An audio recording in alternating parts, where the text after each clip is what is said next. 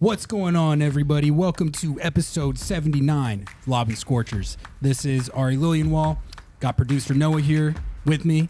And folks, the MLS offseason is in full swing, and we've got some headlines to cover. Noah, how are you feeling? I feel excited, rejuvenated, like rumor milled. I'm on Twitter just constantly refreshing Tom Bogert's account, hoping, praying that there's something new, something in the water.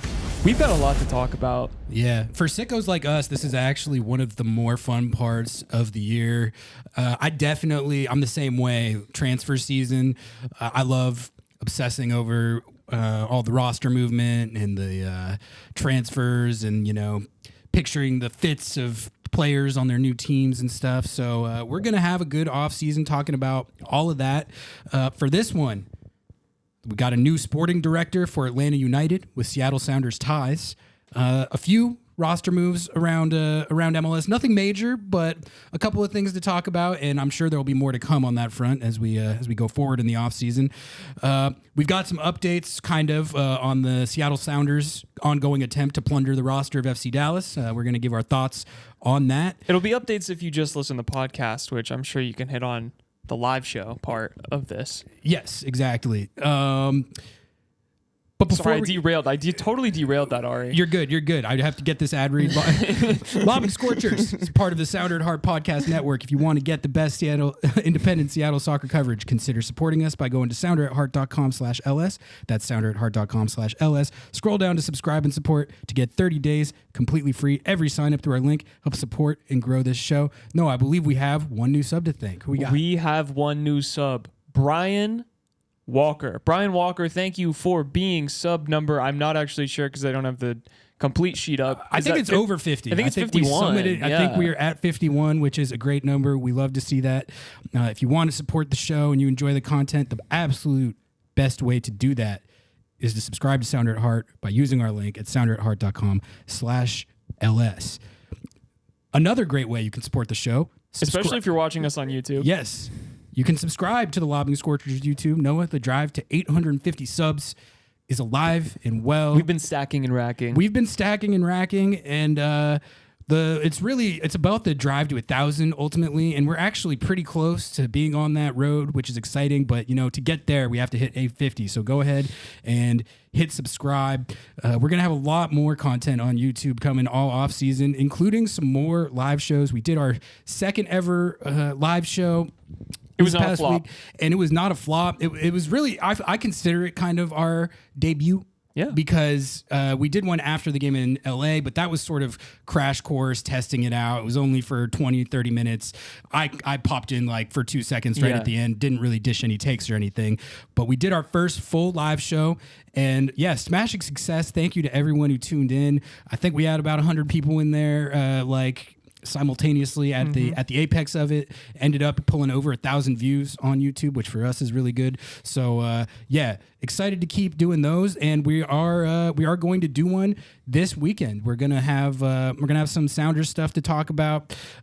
Hoping to get some information on their schedule release, which if so, we'll definitely react to that. So tune in for our next live show. It's scheduled for Friday at 7:30 p.m. Pacific, I believe. Is that right? Something like that. You can go on our YouTube channel. It'll say upcoming live streams. Hit the little bell button, and you'll be notified when we go live. Easy. No, we did unfortunately have someone who is quite unhappy in our YouTube comments. This is a good plug, actually. Noah did a interview with Jordan Morris about his diabetes charity, and you guys talked about some other stuff too. It was a good interview, but I think it was mostly charity-based content. That's something that's important to him off the field, and so we gave him a little shine for that. Apparently, Chris was not happy about that. No, he was not. So he crashed out in the Lobbing Scorchers YouTube comments, and I only bring it up. So you were going back and forth with him a little bit, which I thought was funny, but I parachuted in, saw what was going on, and just banned him immediately. Yeah. Don't be a crash out, Chris. But the reason I bring it up is because from now on, anyone who crashes out in our YouTube comments is going to be known as a crash out, Chris. And if you're a crash out, Chris, you're probably going to get banned. You know, you could always come if you want to talk ball and you want to come in and disagree with us and you lambast our takes. Yeah. Totally fine. In fact, encouraged. Yep. But if you crash out and start throwing around crazy toxic stuff, I mean, we're just going to ban you. So don't be a crash out, Chris. Guys. We're all for content, a little trolling here and there, spirited debate. Come at us. We'll take it. Don't you ever be a crash out, Chris, though, because you're gone. You're gone, buddy. You're gone, buddy. Pack it up. Get him out of here. Yeah. Get that guy out of here. The whole thing with Crash Out Chris, actually, it made me appreciate the brigade a little more because, you know, like the brigade, they don't like our takes always all the time, but like they're good natured about it. You know, Crash Out Chris was going crazy.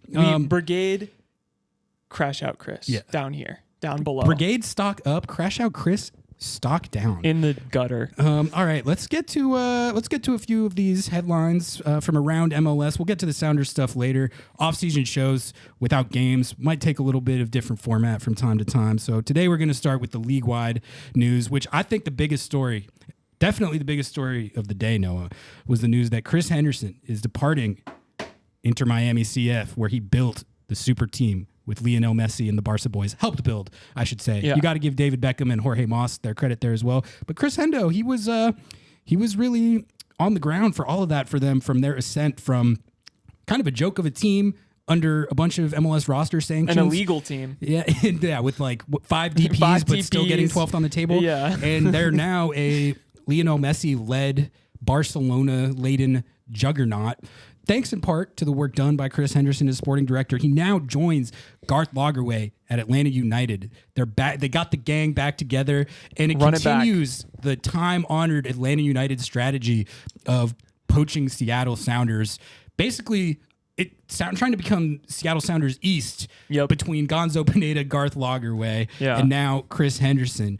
But obviously, this is a big move because you've got an Atlanta United club, right, that they are downtrodden the last few years. Took the league by storm when they first got to MLS and have fallen off quite a bit. Carlos Bocanegra is out of there. Garth Lagerwey, he went there from Seattle. I think it seems like he thought that they were further along than they actually were in some ways. They fleeced him a little bit. A lot of his press conferences this year, I got the vibe from Garth that he was like, wow, it's a lot more messed up around here than I thought. I don't know what's going on with this roster, but I'm going to have to bring my old buddy Chris Henderson back. My take on this, though, is that, I mean, it's the obvious move for Atlanta United. And I guess the way I feel about it, Noah, is that if this doesn't work for them, I don't know what will. You know, I liked the Gonzo Pineda hire when they made it. That didn't work out. Garth Lagerwey so far has not had the impact that I think they thought he would. Although, to be fair, he's still early on in his tenure. But I think if you're thinking of it from Atlanta United's perspective as a high percentage move that seems destined to put them on a better track, I think this would be it. Yeah, I mean, listen, I think we have to dwell on the comedy of Atlanta United fans deeply believing in their hearts that Seattle ruined soccer, and then immediately after that happening, they're like, we're actually going to do everything in our power to create Seattle Sounders of the East. We're going to get Gonzo, we're going to get Garth, and now we're going to fire Gonzo, and then we're going to get Chris Henderson. Yeah, it's just, the bit is incredible. And also, I think it's funny that they fired Gonzo because he landed in Liga MX. Mm-hmm. Like, I mean, not that that's an upgrade or a downgrade, but it's like clearly there's some value in him being a coach, and maybe there was a lot more to do with the roster than, just the coaching issues. But who knows? I'm excited to see what they cook up there. I mean, they have a lot to do in a short amount of time, and I don't really think they're going to be competitive this season, no matter what moves they make. Atlanta? Yeah, I don't think they're going to be super competitive. I'll be interested to see because for all their struggles in recent years, Arthur Blank is, I mean, he's kind of like he's kind of an executive's dream in terms of the amount of resources and money he's willing to put into it. They haven't gotten the return on that in recent years, really since Miggy Almiron and Joseph Martinez. They have not gotten the return on the massive investments that they've made. But in theory, if you give a guy with Chris Henderson's experience and knowledge and acumen that type of checkbook and those types of resources, you can see why you'd think that was the right move. Okay, they'll win the Open Cup. Okay, fine. They can win the Open Cup. Yeah. I mean, it is. So it's hard to know how much of Chris Henderson's success at Miami was due to him, how much of it was David Beckham and Jorge Mas. I think the most obvious roster building strategy I could think of for any pro soccer team in any league is sign Lionel Messi. Yeah, I don't know how much credit you get for that. But they still, their whole brass there, they built that team. They got it done. So David Beckham leverage or not, they did get it done. And then I also do think you can look at Chris Henderson's track record dating back to his Seattle days, which we are all familiar with, and know that this is he definitely knows what he's doing as it pertains to building an MLS roster. He made a lot of great signings, or helped facilitate a lot of great signings along with Garth in Seattle. And they both, I think, helped set up and ultimately have a prospering youth development program here in Seattle. Chris and Garth, I think, are two guys that you have to give at least some degree of credit for that, like building the foundation that Seattle has used to rise near the top of the league over these last 5-6 years. So we'll see how that pans out. But yeah, that was the headline of the day. Hendo on the move. It might seem weird to, if I was an executive at Inter Miami with where they're at right now, I might never leave. You get to live in Miami and your team is pretty much set up as well as it possibly could be, at least for next year. But the feeling I get is that he kind of enjoys the build, it seems like. So that, for anyone wondering why he would seemingly downgrade in terms of the quality of the club and roster and take on a rebuilding project, I think that's kind of the point. I mean, I think I see where you're coming from, but I also think it might be a note of some internal Miami struggles and strife. Some potential things are not as great on the outside, or they're not as good on the inside as they look on the outside. I think that's the case with Tata leaving. And I don't know that it's like melting down in Miami. I just think that there was probably a point where Henderson was like, you know what?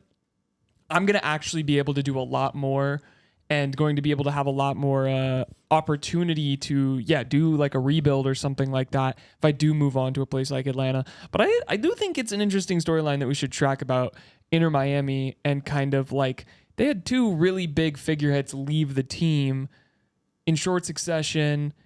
And I don't know. That's interesting. And now apparently maybe they'll sign Neymar. Rumor.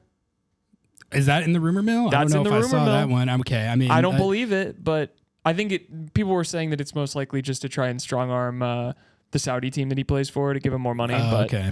That would make sense. Well, either way, we'll see. We'll see if Atlanta United can rise back up to the top of the East this year. I think they got to be improved. I have a hard time believing, just with how much investment they put into it, that they would still be. I mean, every year that I think that, they end up struggling again. Yeah. And I still feel schadenfreude over the year that the Seattle Sounders killed soccer against them, like you mentioned. I mean, to one last thing to that point is, we talk a lot about how it's hard to integrate a bunch of new pieces into a cohesive team. I just think that's where they're going to struggle. Is you gotta kind of find your identity again. You're gonna have they have some really good pieces, but they're gonna go out and add a lot more, and piecing that all together in some sort of way that's going to work. I don't know. Transfer season in full effect. We're going to be debuting a new segment here. But before that, there are two minor moves that took place in the last few days. I was looking at the MLSsoccer.com transfer tracker today, and it hasn't been that hot so far. It's been a lot of like homegrown MLS Next Pro guys, or like role players that a lot of people haven't heard of. But there have been a few. I think the most notable move of the offseason so far is the Chicago Fire signing Jack Elliott from the Philadelphia Union. Chicago Fire, they're rebuilding with Gregg Berhalter as their head coach. And this is like Berhalter's first major move. And it's not surprising that this was the move that he chose to make, because I think Gregg's got to be looking at it like, all right, task number one here is just building a defense that's doesn't even have to be good. Yeah. Just league average. Yep. That's the Chicago Fire's 2025 season. The wins and losses, trophies don't matter. I think it's can Gregg Berhalter build a functional MLS defense that doesn't blow leads every time they have it and frankly doesn't melt down pretty much on a weekly basis. Yeah. If they get out of this next season with that foundation in place, I think they're in a good direction. Jack Elliott, I could see being a piece to that as far as he's a proven MLS center back who has been grinding with the Philly Union for years, and they before this last year where it all got away from them, they were known as a very good defensive team. So I think that's a telling first move for Gregg Berhalter with the Chicago Fire. You have any Jack Elliott takes? Jack Elliott. I mean, I think it's a good signing. He's been a good CB for the Union. Yeah, like I don't know if it's blockbuster news like some people are making it out to be, but I think it's a great signing. I mean, that's a good pickup for a team that needs they need something, man. They need something. I'm interested to see what Gregg does on that team. I know. If he does fix their defense even at all, I'll be disappointed because the Chicago Fire they provide. I think one of my favorite moments of this season was when I predicted that they were going to score the first goal against the Sounders and then immediately blow the lead. Yeah. And then they exactly did that. It was like, it was great. I know them too well. Yeah, it was great. Like I was sitting next to two Chicago Fire fans at that game and they scored first. They were stoked. And I looked at them. I said, just watch what happens. Just wait. Just wait. And they were like, shut up, bro. And then we scored and they were like, yeah. They knew what was coming. Yeah. The Philly Union, speaking of them, have re-signed Alejandro Bedoya. That was the only other really notable move of the last couple of days to my eye. Team captain, been a pillar for them. Now 37 years old, but like I don't know, watching him last year for however much the Union struggled, like I think Bedoya's kind of still got it, and they've got him in this like I don't know if you knew about this. They have him in this like dual role where he's like helping their scouting or player development or something. It's not even like player coach. It's more like player executive. Player development? Oh, almost. Okay. Yeah. I don't know. But anyway, they're keeping Bedoya. And but we'll see. Well, the Philly Union are a club there's going to be a lot of changes there too. I mean, Jim C is out. Mm-hmm. They're in a situation where their money balling, which they had ridden to great effect the last few years, kind of stopped working this year. So that's another club to keep an eye on over the offseason. All right. New segment time, Noah. This one is called The Rumor Mill. Why don't you tell people what this is all about? All right, The Rumor Mill, Ari. We're spinning up. We're doing a windmill formation here. We are going to talk about who's in the news with the Seattle Sounders with some off-season moves.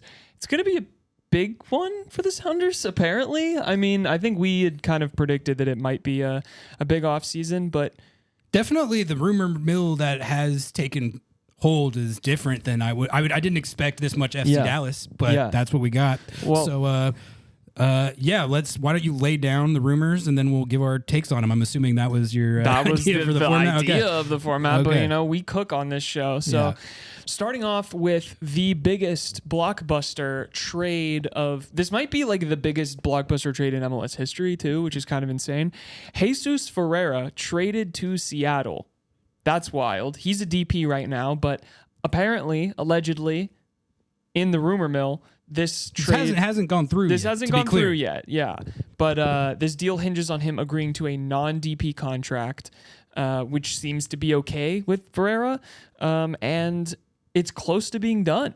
So it seems like reportedly, it's close to being done. So these are that's a big deal. So that is the first one. Number 2, another FC Dallas legend, Paul Arriola, is another rumored transfer to Seattle, which would also be a trade where FC Dallas would reportedly hold $1 million or more of his current contract, which we talked about it on the live stream. He makes an insane amount of money on his contract. It was like, what, 1.7? Yeah, 1.7.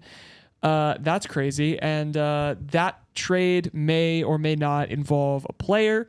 These are all alleged, reported, rumor mill stuff. Now, the next thing we've got here might make a certain select group of individuals unhappy, but it seems likely that Albert Rusnak will be coming back as a designated player to Seattle, though that contract is not signed. Nothing is done yet. That's just seemingly what it's looking like.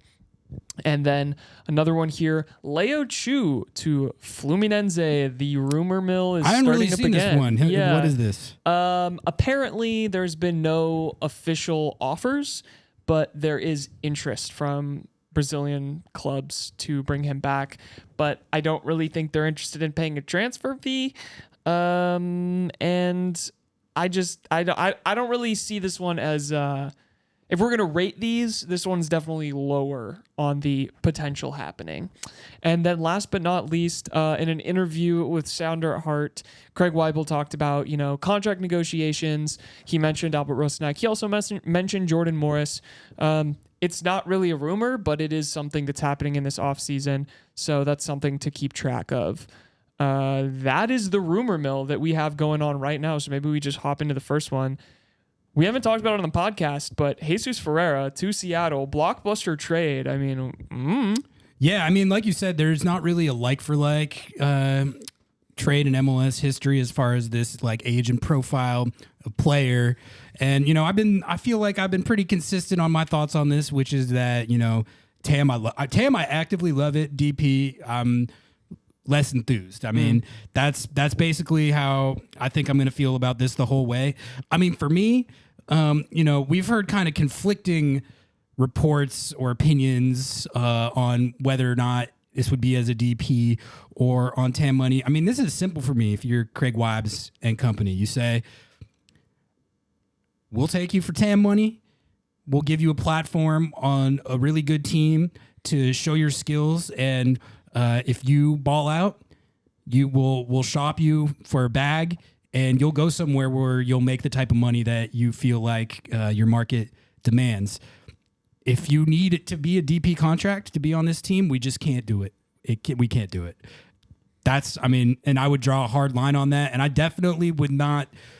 I'd be very apprehensive about some sort of situation where it felt like they got strong armed into making this a DP move. I honestly don't know at this juncture what the exact intent here is on both sides. All I know is what we've heard, which, like I said, is it feels conflicting to me as far as the player's willingness to come here on TAM, the team's stance on TAM versus DP, but that's how I see it. Yeah, I'm excited at the prospect, honestly, regardless. I know that most people are going to be upset about that. I would be hyped to have him on the team for TAM money. And if you think that Jesus Ferreira on TAM money is bad business in MLS, I think your ball knowledge might not be what you think it is. That would be really good business. I don't even care if he was on a DP personally. Like, I'm cool with that, because if you have a 2-year DP slot for a 24-year-old who he had a down season, but like long term is still an upgrade at the striker, right? Like, and someone who wants to go to Europe. So if you're like, hey, whatever, you're going to be here a season or two and then we'll move you on and we can bring someone else in and maybe we get a transfer fee out of it. I don't understand what the hate is on this guy. I think it's because he's a USMNT washout. Like, there's just this like crazy hatred for him, but he's not even a washout. Well, so it's partially that. It's partially because he's coming from MLS and not in the outside league. He's not coming partially from because Switzerland. His production was down last year and he was injured last year. But I think that's a lot of looking at only the negatives and not acknowledging the fact that he has 53 MLS goals and is a proven MLS player. Mm-hmm. I would be excited to have him on the team and see how he fits into this attack. I think like they need to make a signing like this and ideally one more to bolster this attack. And I think it's a good start. I think we talked about it on the live show, but I think the consternation is the notion that this would be the move, and you don't make any other moves to bolster your attack outside of Jesus Ferreira. I get people being underwhelmed like that. I'm with you in the sense that if it did turn out to be on a DP deal, I don't think it would be the end of the world. I wouldn't melt down about it, but I like the idea much more on TAM money. Let's go to the Paul Arriola one. Nico Moreno reported that this deal is nearing completion. So it seems like Paul Arriola to Seattle could be on. Not confirmed yet. We'll see what happens. I'm sure he's still evaluating what he wants to do. I'll give my take on that, which is pretty much the same as it has been, which is that, I mean, if FC Dallas is picking up that much of his salary and you can bring him in as more of a depth piece than like a week in, week out, carry the load, counted on starter, then I would be happy to have him on the roster too. Like, I know it's memeable because it's like you're poaching two FC Dallas former USMNT players that like that fan base doesn't like and all that. But as far as on its face, like I think both moves on the right numbers are pretty good. That can't be it. That can't be it. It would be my word of caution. Like, they're good supplementary moves, and Fererria is a big time move, but I would not want that to be the only attacking addition. Yeah, it's I don't know. Sure. Paul Arriola too. I believe that FC Dallas have deployed him as a wingback, and we've talked about like an attacking skill set because he's a winger by trade, but he can play back a line. I think that's probably where he would play. His back. And like, I think that actually has the potential to bring a lot more of a dynamic presence from Seattle's wide defenders than they've had, because Paul Arriola, he can actually play that game, and he's pretty good at it. Like, he was a good MLS winger in his heyday before injuries kind of derailed him at FC Dallas. So I don't mind the flyer if the money's right. It's a good depth piece. I don't really care who you are. He's proven in MLS. Again, these are not flashy signings, but I don't really know what anyone was expecting if they were really... We'll talk about our expectations at the end, but like every indication that I ever get from this team is that they would rather sign someone who is proven, who has some upside, who can do well, than like some random $10 million Euro transfer. Like, what they want to do is they want to spend big on potentially youth prospects, like a U22 initiative, and bring them in and then let them like develop as a potential. They would rather do that than go spend $20 million on a transfer fee, bring someone in, and then they flop. Like, I just see like that's what their strategy is. I'm not saying that's right, and I'm not saying that people shouldn't be frustrated, but if you're in that mindset, I think this is a great move from both of these players. Now, here's the controversial one. Albert Rusnak back as a DP. Do I even touch this with a 10-foot pole, Ari? I don't know what to do with that. Yeah, so it seems like the reporting on this right now is that the expectation is that he will return and that it will be as a DP, which is not what a lot of people might have wanted to hear. Taylor Twellman himself, he jumped in your mentions, Noah, to say that he doesn't love Rusnak as a DP, which is a sentiment that a lot of people have. I still can't say that I really get it. Like, I made this point a few times, but I don't think people's evaluation would be the same on this at all if Rusnak was a signing that came to MLS from outside the league. If he was like, take his past MLS track record out of it, take his 2 years or his year or so with the Sounders where he was playing out of position out of it. If they had signed this guy from any league overseas that you want to name, he came in as a DP and he had the season he had where he pushed 30 goal contributions, there would be no debate about this. And even the brigade knows that is true. Yep. In your heart, you know that is true. If your perception of the deal would be at all different, like if he had come to the league this year from some other league, then I think you're basing it on stuff that's just like not relevant to his attacking output and how well he's played since he's been on the team. And really, this year was the first time he was the full-time number 10. And to my eye, he delivered the production that you need. I liked how he ran the offense. I think he's elite on set pieces. I really like, I was like, man, if TT's telling Noah he doesn't love it, there's got to be. And I just thought about it more, and I was like, I don't see what's wrong with it. And we rate the player more than some out there, but. That's that. I just don't get it. I don't get it. I mean, listen, listen here. We're the sentiment, the anti-Rusnak Brigade sentiment, I will say, is seeping into Sounder at Heart discourse. Because I was listening on my way over here to Nos Arietes, And guess who was preaching a little, we shouldn't bring him back on a DP? The Nos Arietes boys were preaching that sentiment. So see, I think we might be the last two standing. I think we're the last two standing, and I think that he's like Tam not a DP is the prevailing conventional wisdom, and I'm sorry, I have to challenge it. Like there's nothing output wise that you're realistically could hope, unless you scout up like an insane like player that can push 30 goal contributions and exceed that. Which hell yeah, If you find that player, then do it. Move off Rusnak and do it. People seem to think that player is just, you go out and you say, hey, there he is, and you say, do you want to be a Seattle Sounders? And he says, yeah, and then he's on the team and he puts up 30 plus goal contributions. That's just not how it works. That's not living in reality. And I understand it might be like might be satisfying, or you might feel righteous in arguing otherwise. But like I'm gonna dig in and double down on this, because the more that this kind of underrating him goes on, the more convicted I feel in our take on it. Here's what I'll say. Here's my current take on the situation. If you can get him on a TAM deal, yes, absolutely. He would there's no reason for him to do that. There's no reason for him to do that. The Sounders have zero leverage against a player. This just comes into the business side of things. It's like the Sounders have no leverage on a player coming off his most productive season of his entire career, where they're in a position where they don't have a replacement for him.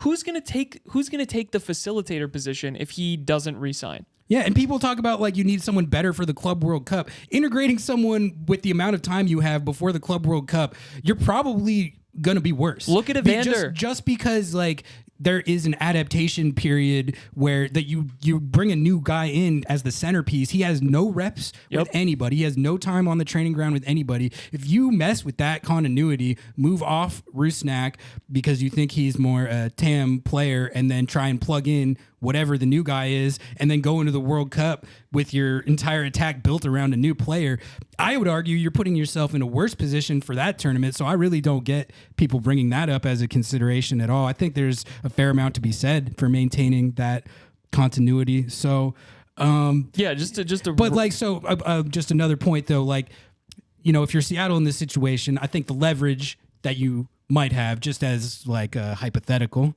would be, you know, yeah, you had a good year last year. 3 of your goals, you know, did come against Sean Sawatsky. The offense as a whole didn't produce all that much. It's not like you were dragging the team after all the injuries to a way higher height than it should have. We're the Seattle Sounders. We believe in ourselves to go find a number 10 that we think can do what you do. And if you feel like you had such a good year that you can get DP money, go ahead. They could say that. They won't. Well, and the question is, should they? No, they shouldn't, because like I was saying, like I was trying to say, is like you don't have another option. If there was even a somewhat like for like replacement, even if they were like a step down or 2 steps down, there is legitimately nobody in that position that could step in to what he would do even on a mid-season and replicate his production.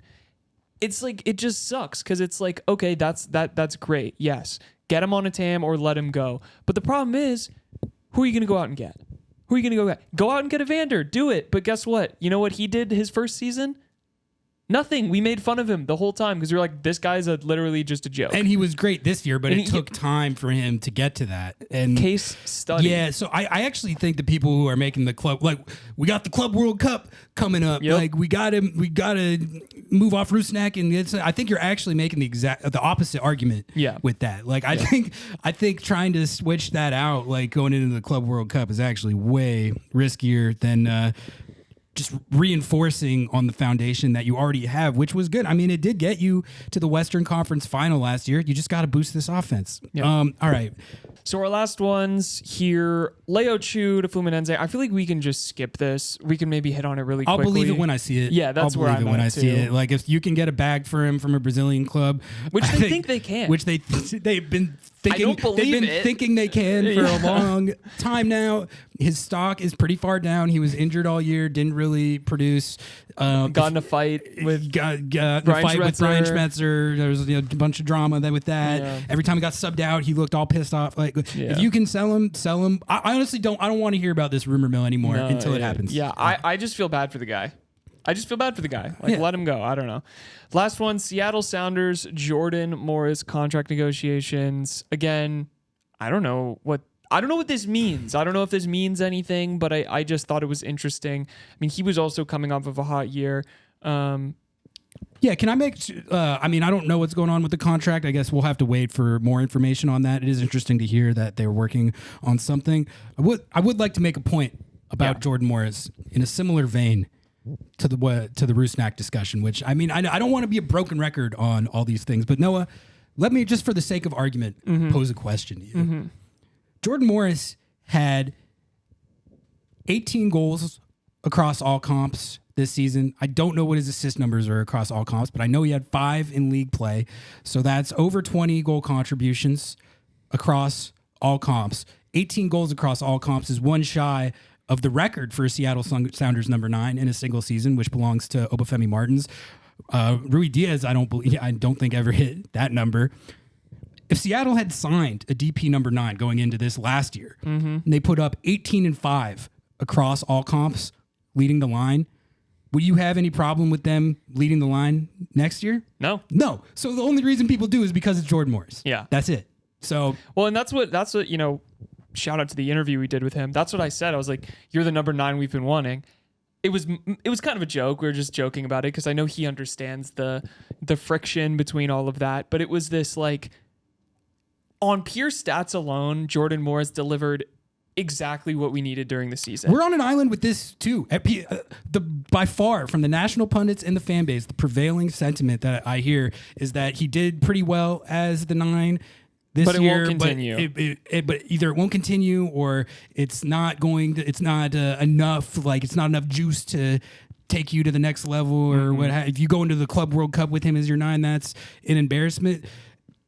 If any number 9, no number 9 that is coming off an 18 goal across all comp season, would that be said about? And so I'm not gonna change how I look at it based on who's providing the production. I'm gonna judge that on the merits. And I saw a very good, very productive number 9 last year, 14-5 after he made the full-time switch to that position. So he could have had more had he played the full season there. He probably would have broken the record had he started off the season in that position, doing all of that. I don't think it changes the conversation we have because I think people are just in their own head about it. And I will say, I understand if you watch every single Sounders game and you've been watching Jordan for a long time, and there's times where you're like, oh my God, Paul Rothrock just put in the perfect ball. He should have finished that. He's a bot. He's whatever, blah, blah, blah. The prevailing online narrative. Go watch soccer, period. Go watch Pitar Musa, who's like, you know what I'm saying? It's like, go watch one of these other DPs from another country that's been brought in. That's like, this high, big signing. Like, yes, he's not Benteke. Fine. You're right. But he's still productive, and he's doing exactly what he needs to be doing. And I hope that he stays on this team. I mean, yeah, he's absolutely going to be on the roster next year. Course, I think the question is he the centerpiece number 9 that's leading the line? And with then Jesus Ferreira, that is a question. You devote resources elsewhere. But I mean, the thing that I take issue with is this idea that he wasn't good as the number 9 last year, when in reality, like he put up numbers that if like Obafemi Martins or Rui Diaz put up, you'd be like, yeah, that's like a normal season for them. That's what they get paid for. So I don't know. The Rusnak Morris discourse continues to confound, but I'm going to keep doubling down on our on our takes on it. All right. I don't think we have all that much else left to get to. Just a couple of parting topics that we had written down here. We can keep this one pretty short off-season episode and then get out of here for episode 79. Noah, what was on your mind with these last 2 topics? A little bit of let's dive into some questions because we didn't take any from the audience this time. I think I just want to know we've seen a little bit of the rumor mill. We're not even really technically into the signing period yet, right? It's free agent season. But what are our off-season expectations updated from the last time we talked about this? Yeah, I mean, I think the FC Dallas rumors it's given us something to kind of launch our expectations off of that we didn't have before. Mm-hmm. And I think we're gonna have to see like what additional moves they make besides these, or if these even, it's not confirmed at this point that these are even happening. But as far as evaluating the offseason as a whole, I think it really just comes down to if these moves get over the line, number one, and then what, if any, moves you make on top of that. For me, if they're able to get Fererria over the line in particular on a TAM deal, and then they're able to make another big-time addition on top of that, I will be excited about the offseason, Like, I really think in terms of skill set and fit on this team, Fererria, I'm excited at the potential of watching that. Yeah. But it just comes down to how I feel about where the roster stands in attack compared to where it was last year. I think what happened this previous year is that you had De La Vega was the big time addition that was supposed to bolster what it was previously. That obviously didn't pan out. So what I'm looking for the rest of this offseason is for them to exit the offseason looking ahead at this big year with the Club World Cup and CONCACAF Champions Cup with a roster and attack that I feel is meaningfully better and can be expected to produce more goals and more dynamic offense than it has for the last 2 years, frankly. I think Fererria is a great start to that, but I don't think that it can be everything. So, and I would hope that it's not everything, and I don't think it would be everything. Trust us, guys. We are all on the same page with that. I think, people are going to get tilted about what we said about Rusnak and Morris. But again, we're both on the same page of like, if you legitimately identify someone who is way more talented, way better, is leaps and yards ahead, and you think that they can come in immediately and compete in this team, do it. Like, I've been saying, I'd love to see Evander on this team. I think that would be funny. But I also understand that if you make that signing, he might not be integrated into the team in time for Club World Cup. Now, maybe they don't care about Club World Cup. Maybe they care more about Champions Cup. That's way earlier. And I think that people aren't identifying like what Craig and Brian said at their press conference, which was they're obviously going to take Club World Cup seriously, but I think it's valid to say it's a pretty damn hard competition, and it's very improbable that they advance out of their group. And even if they do, who they're going to have to play is going to be a challenge. Yeah. So for them, it makes way more sense to keep their eyes on the prize, which is Champions Cup, which to me, I'd be thrilled to win Club World Cup, but I'm not like going to be upset if we lose. I actually think that they have a chance in Champions Cup if they build out a roster like they're doing right now with Jesus Ferreira, Paul Arriola, these depth pieces, these people who have an understanding of the league. They have an understanding of playing against this South American competition.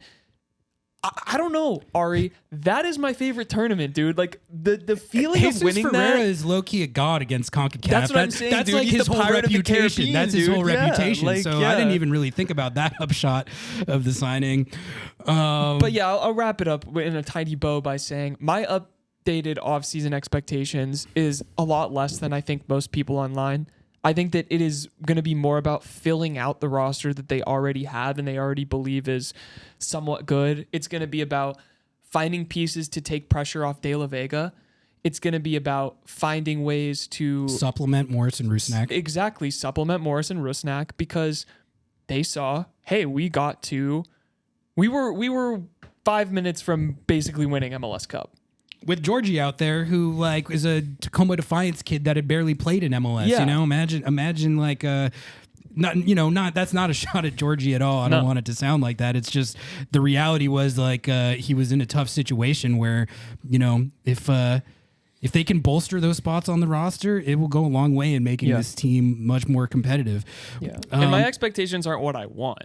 Because if in my dreams, I want a $50 million DP striker, but like I'm trying to be realistic in what I believe is actually going to happen. Right. Yeah. As far as the Club World Cup goes, I feel like the objective there is you just can't be an active embarrassment to the league and the city. Yeah. Like, you know, that on a Monday night at 4:30. I really the results of that tournament are pretty immaterial to me. It's more about just like putting on a dignified performance and not totally torpedoing, which honestly in the last one, for however people were mad people were about that game against Al Ahly, that was a good game. It was a competitive game. Yeah, it was a fun game. So like, I don't know, putting up against, you know, PSG and Atletico Madrid and even Botafogo, that's like a different animal than Al Ahly, but you just got to compete with dignity. That's all I ask. I forgot to mention, but we got some comments on our live stream. We were watching Botafogo highlights, which the feds actually came after us for that. After us. We had to We had to cease and desist to get our money from that. But so we were clowning on Botafogo, not because we know anything about them at all, but we were watching their game where they got boat raced against Pachuca. They were conceding goals, and we were kind of joking around. Oh, Seattle's going to have a field day against these guys. A couple people who actually follow the Brazilian league jumped in the comments to point out, apparently Botafogo was in some crazy like schedule where they were across the world, flew in for the Pachuca game, where they had 5 17-year-olds out there or something, completely rotated lineup, jet lag, you know, all that stuff. They had just won like the league the day before, and they were playing that game in Qatar, I believe. Yes. So it was like, their entire second team was in Qatar and their first team was in Brazil. Yeah. So the point being, the highlights we watched in that game in particular is evidently, unfortunately, not indicative of the quality of Botafogo's defense at all. But that's exactly what I was going to say. Is I changed nothing about my take on that, because that was pretty funny watching them concede those goals, and I prefer to dream that the Seattle Sounders are going to do that against them. All right, do we have anything else that we wanted to hit? I just wanted to hit one more here. Are we excited by what we've initially seen? Are we happy? I'm honestly excited about the Fererria thing. I mean, I realize I've watched him a lot more than most people, so I know how good of an MLS player he is. I know he didn't have a good year last year. From everything that I've heard, he was very unhappy at FC Dallas. FC Dallas was not happy with him. It sounded like a bit of a toxic dynamic. And at his best in MLS, this is a big-time, very productive goal scorer who he's fun to watch, man. It's really not like it's not as boring a signing as people are making it out to be in terms of what he gives you on the field. Like Rusnak, I think, you know, if I'm being honest about what part of the anti-Rusnak sentiment is, he's not necessarily the flashiest player. It's not like that's sexiest not a part of his signing. Game, no. Yeah, it's more. He's a great passer. Yeah, but it's not like he's not going to be Ricky on Puig. any and one mixtapes like Ricky Puig dribbling through the entire defense. So I think people want to see more. Something more dynamic. Ferreira's got a dynamic skill set. I'm just telling you, like, you can go look at his MLS highlights. It's not blowing smoke. You don't score 53 goals in MLS before you turn 24, like, for no reason. Like, that's the fastest pace of any player his age ever. So in the league. Yep. So I am genuinely excited about that potential addition to this roster if the money's right. If the money's right, come on. It's a great signing. I'm stoked. Listen, I was at Ferreira's first ever game. I photographed it, and he scored a goal in his first ever game. The hype around this kid has been massive since he jumped into the league. He's 24. You can have a down season when you're 24, and it doesn't mean anything. I don't think he's washed.